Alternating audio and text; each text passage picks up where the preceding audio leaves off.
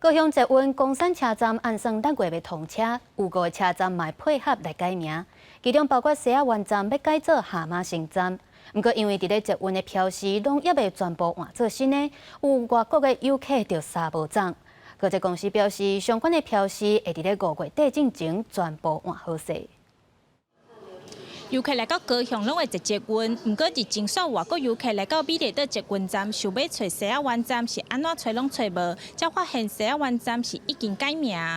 若是伫美丽岛站卖票机器，顶悬路线图是写改名了后的蛤蟆新站，不过下骹是写西仔湾站，互外国旅客是啥拢无。日前就有一位日本的学生上伫美丽岛站，摕到旧版的旅游的册，要去西仔湾站，安怎找拢找无，尾仔捷运警察询问，才知影原来伊要去西仔湾站。老先生往卡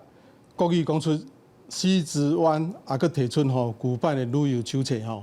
原来是要去西仔湾，因为西仔湾即摆已经改名叫做蛤蟆星高雄捷运甲5个车站改名，其中包括柑仔市的西仔湾站改做蛤蟆新站，市议会是改名前金站，因为伫捷运站内面各有标志也未换过来，才会互人误会。香港那边查也是说西子湾的，就没有想到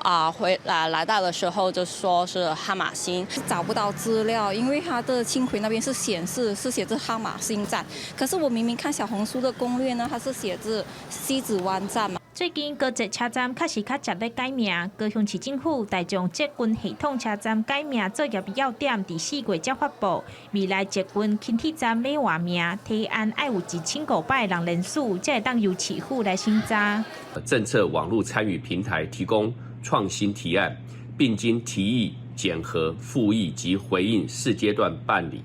那成案以后，再由交通局受理。针对5个车站改名，高捷公司表示讲，相关的标志、指示甲路线图等等，会伫5月底进行完成改名，莫阁互民众有3分的状况。记者张一辉、顾兆勇高雄报道。